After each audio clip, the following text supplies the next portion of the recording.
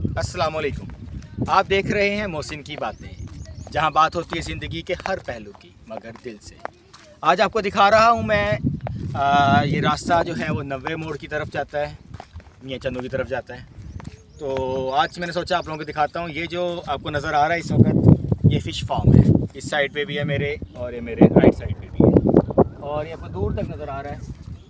ये fish farm है। जिस तरह आपके कैटल फार्म होता है, जिस तरह पोल्ट्री फार्म होता है, मुर्गियाँ रखने वाला कैटल फार्म होता है जहाँ पर मवेशी रखे जाते हैं, तो इसी तरह से ये जो है ये फ़िश फार्म। यहाँ पर ज़मीनों के अंदर ये बड़ा अच्छा कारोबार है, और ये कारोबार बहुत ज़्यादा अब जो है लोग इसको अडॉप्ट कर रहे हैं कि लोग अपनी अपनी ज़मीनों में, या लोग 2-2 साल के लिए ठेका ले लेते हैं, और उसको लेकर फिर जो है ये इस तरह ज़मीन के लिहाज से बॉर्डर बनाया जाता है, जिसे हम बंद कहते हैं, बंद लगाना।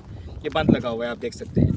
तो इसमें उन्होंने जो है ट्यूबवेल लेकर और पानी भरा हुआ है।